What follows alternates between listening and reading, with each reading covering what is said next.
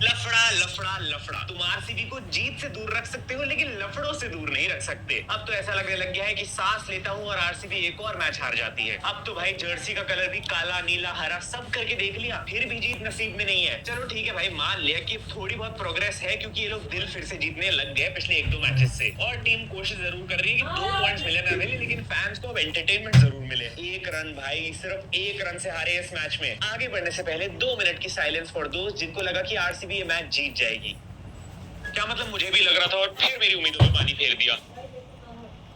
हर match हारते हैं, royal challenger पहन के लोग। लेकिन देखो, कल की हार का क्रेडिट आरसीबी के सिर्फ बॉलर्स को नहीं दे सकते हैं। मतलब यहाँ पे अंपायर्स ने भी उतना ही हार्डवर्क किया है इनको हरवाने में। अरे जी जान लगा दी यार अंपायर ने आरसीबी को हरवाने में, और सामने मुंबई भी नहीं खेल रही थी इस बार तो भाई। लेकिन कैसी कंट्रोवर्सी दे दी है आरसीबी वर्सेस केकेआर के मैच ने कि पूरा इंटरनेट हिल गया। ऊपर से हमने विराट कोहली का वही रेज मोड वापस देख लिया यार जो हम इस सीजन मिस कर रहे थे। इस बार केन कोहली का लफड़ा किसी प्लेयर किसी कोच के साथ नहीं बल्कि सीधा अंपायर के साथ हुआ है। थ्रिल तो आया भाई इस मैच में, और इंस्टाग्राम ब्रॉडकास्ट में हम साथ में देख रहे थे। ज्वाइन कर लो भाई, इंटरेस्टिंग। बहुत अच्छे 250 प्लस के स्ट्राइक रेट से रन मार रहे थे, पर फिर आए हर्षित राणा और ऐसी एक बॉल डाल दी कि बंदा कॉटन बोल्ड हो गया। एंड बॉल जो थी वो वेस्ट हाइट से काफी ज्यादा ऊपर लग रही थी। मतलब कोहली बहुत अनकंफर्टेबल हो गए थे उस शॉट को, कॉटन बोल्ड हो गया। एंड बॉल जो थी वो वेस्ट हाइट से काफी ज्यादा ऊपर लग रही थी। मतलब कोहली बहुत अनकंफर्टेबल हो गए थे उस शॉट को खेलते हुए, इसीलिए विकेट आसानी से दे दी। लेकिन कंट्रोवर्सी ये है कि भाई थर्ड अंपायर ने उसको नो बॉल नहीं दिया और आउट करार कर दिया। और फिर आता है किंग कोहली को गुस्सा। पहुंच गए भाई अंपायर से लड़ने, उनको बेन स्टोक्स की याद दिलाने। भाई अगर इस सिचुएशन में मैं अंपायर होता तो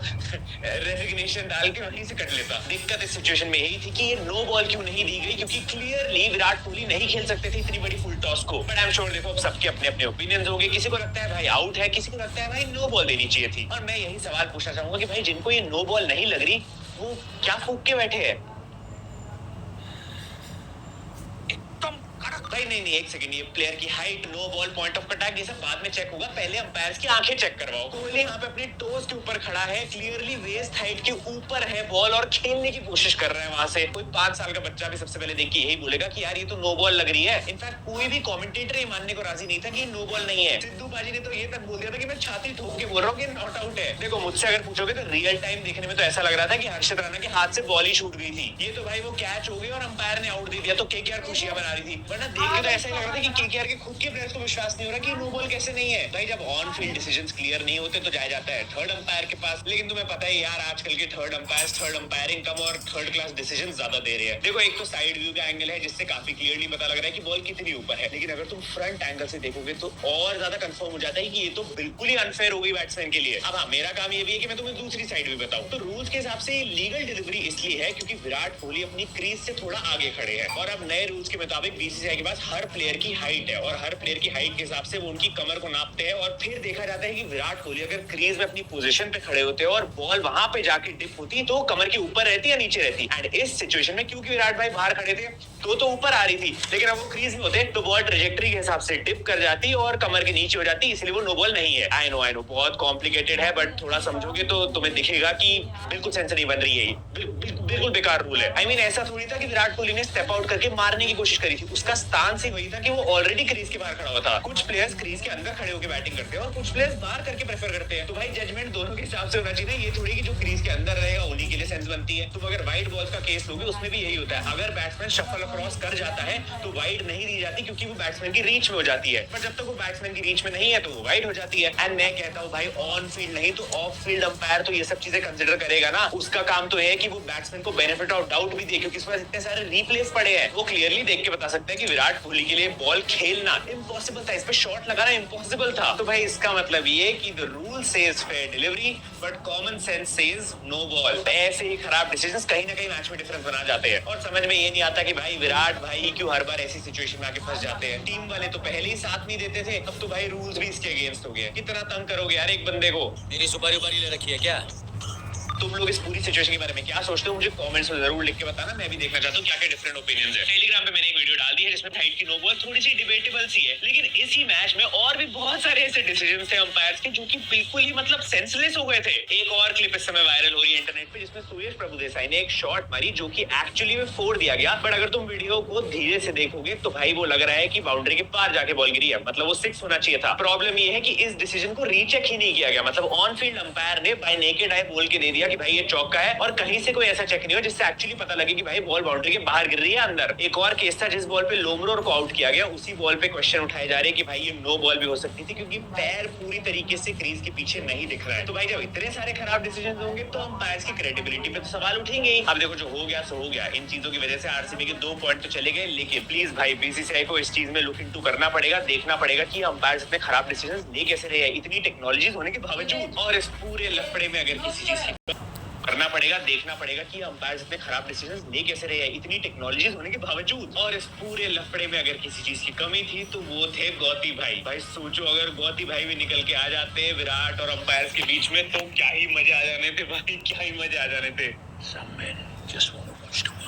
खैर इन सब चीजों से अलग भाई कोहली और रिंकू का अपना एक किस्सा चल रहा है। एक वीडियो निकली थी जिसमें रिंकू विराट बात कर रहे हैं एक दूसरे से, और रिंकू बोल रहे भाई मैंने आपका बैट तोड़ दिया था तो मुझे एक नया चाहिए आपसे, और विराट भाई उसकी टांग खींच रहे हैं। फनी चीज ये थी कि मैच के एंड में विराट कोहली को गुस्सा चढ़ा हुआ है अंपायर से, वो अंपायर को ढूंढ ढूंढ के उनसे बात कर रहे हैं, लेकिन रिंकू भाई पीछे पीछे घूम रहे क्योंकि उनको बैट चाहिए। रिंकू सिंह अलग ही कैरेक्टर है, अलग प्रायोरिटीज है बंदे की, कभी थाला की एडवाइस भूल जाते हैं और कभी विराट का बैट तोड़ देते हैं। बाकी के मैच में वापस आए तो भाई थोड़ी देर लगी, लेकिन आरसीबी की बैटिंग अब क्लिक करने लग गई है। ऑलमोस्ट चेज कर लिया उन्होंने 222 का टोटल, मतलब धीरे धीरे सारे बैट्समैन फॉर्म में आ रहे हैं। और भाई मैं बता रहा हूँ अगले साल तक तो भाई कप नाम दे पक्का है, पक्का है, मतलब पक्का है। ये मजबूर है पर आप नहीं।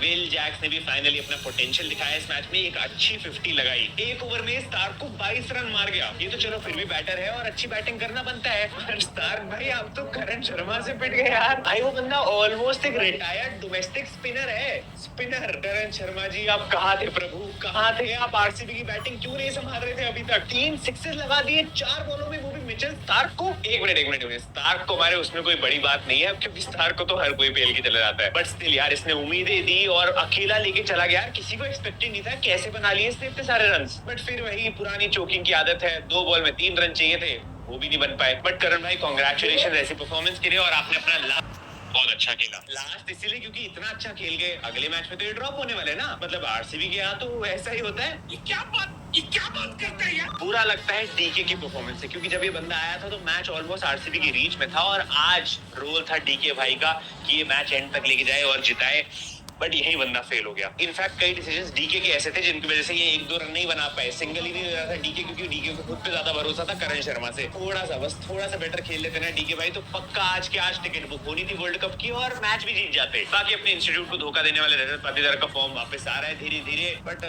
मुझे लग रहा है बहुत लेट हो चुका है भाई, अब तो सीजन में कुछ बचा ही नहीं है बचाने को, बट ठीक है फिर भी थोड़ी सी इज्जत ही बचा लेंगे। यस भाई आई थिंक आरसीबी के ऑफिशियली क्वालिफाई होने के चांसेस पूरी तरह खत्म हो चुके हैं अब, क्योंकि ये 7 मैच हार चुके हैं। आसान नहीं है, यहाँ से तुम चाहे सारे मैचेस जीत जाओ जो कि इम्पॉसिबल है ऐसी टीम के लिए, बट उसके बावजूद भी आई थिंक मुश्किल ही होगा, क्योंकि कैलकुलेटर तो निकलेगा ही निकलेगा, बट मैं बता रहा हूँ इम्पॉसिबल है, रहने दो, कोई भी उम्मीद रख रहे हो छोड़ दो। अब तो भाई हालत ऐसी हो गई कि टूर्नामेंट छोड़ो, अब तो मैच जीतने के लिए प्रे कर रहे हैं फैंस, क्योंकि मैच ही नहीं जीत पा रहे ये लोग। ये डू और डाई मैच था, यहाँ जीतना बहुत जरूरी था। प्लेयर्स ने अपना फुल दिया, लेकिन मैनेजमेंट को अभी भी घंटा फर्क नहीं पड़ता। इनकी बॉलिंग में आज अच्छा दिन था, तभी सिर्फ 220 पड़े हैं, मतलब समझ रहे हो लेवल है इनका ये, क्योंकि समझ में नहीं आता कि मैनेजमेंट एक ऐसे डिसीजन लेती है कि वीक बॉलिंग होने के बावजूद भी एक बॉलर ये कमी खिला रहे हैं। एक तो भाई इनकी किस्मत थोड़ी बहुत अच्छी थी कि नारायण और रसल फॉर्म में नहीं थे, तो सिर्फ 220 ही बन पाए। अगर वो भी मार देते तो इनका हाईएस्ट स्कोर टॉप 5 के बाहर जाना था। केकेआर की तरफ से रसल अगेन बैट से नहीं तो भाई बॉलिंग से गेम चेंज कर देता है। श्रेयस अय्यर ने भी एक डिसेंट 50 लगा दी, बट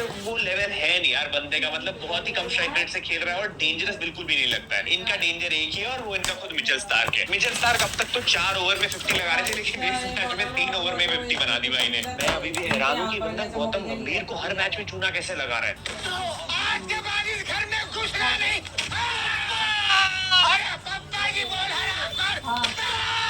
ऊपर से इस लल्लू लाल के चक्कर में इन्होंने कोई अच्छा बैकअप पेसर भी नहीं परचेज किया था। करे तो करे क्या गौती भाई, ये तो भाई एंड में फिलिप सॉल्ट की डाइव ने आरसीबी को टूर्नामेंट से बाहर कर दिया, केकेआर को मैच जिता दिया, वरना इसने कोई कसर नहीं छोड़ी थी भाई मैच फ्री में देने में। अब मैं बता रहा हूँ स्टार्क भाई गलती से वर्ल्ड कप में मत परफॉर्म कर लेना, वरना गौती भाई खुद यूएस से आएंगे और खुद कुटाई करके जाएंगे तुम्हारी। बट इतना तो मानना पड़ेगा कि मोटा भाई ने सुपर संडे को मजेदार जरूर बनाया हमारे लिए, बस वही फिर से सुपर ओवर होते होते रह गया। और बाकी इस मैच में बात करने को था ही क्या है, ये वीडियो लंबी हो जाएगी। दूसरे मैच की बात करें तो भाई ये जय शाह को प्रीति जिंटा से क्या दिक्कत है, हर बार लास्ट ओवर में आके हरवाते हैं, लास्ट ओवर में। मतलब पंजाब हमेशा जीत को छू के टक से हार जाती है। पता नहीं भाई ये सारे क्लोज मैचेस पंजाब की किस्मत में क्यों लिखे हैं। और सबसे बड़ी बात कि इनके अगेंस्ट क्यों लिखे हैं। साई किशोर गेम चेंजर थे गुजरात की तरफ से, शशांक और आशुतोष को कुछ नहीं करने दिया यार। ताज्जुब की बात तो ये है कि हर्षल भाई धीरे धीरे इतने अच्छे फॉर्म में कैसे आ रहे हैं। कुछ तो गड़बड़ है भाई, अब तो 1-2 मैचेस हो गए, बंदा सुधर गया है। ज्यादा कुछ बात करने को है नहीं, थोड़ा बहुत तो वन साइडेड हो गया था ये मैच, क्योंकि राहुल तेवतिया का 36 का आंकड़ा चलता है भाई पंजाब से। ये हर मैच उनके अगेंस्ट टॉप परफॉर्मेंस देता है और जिता देता है। वैसे यूटी के बैट्समैन ने कोशिश करी थी हगने की इस मैच में भी, लेकिन राहुल तेवतिया ने बचा लिया। और हाँ सॉरी दोस्तों, मैंने एसआरएच वर्सेस डीसी वाले मैच की एक वीडियो मिस करी। हेड की हिटिंग देख के भाई हो गया था मेरा, मतलब ये बंदा हर बारी आके मारता है यार ये। खैर आज के मैच की बात करें तो बहुत बड़ा मैच है, Rajasthan Royals versus Mumbai Indians. Mumbai के लिए इंपॉर्टेंट बहुत है क्योंकि उनको जीतना है, और राजस्थान अगर जीत जाती है तो ऑलमोस्ट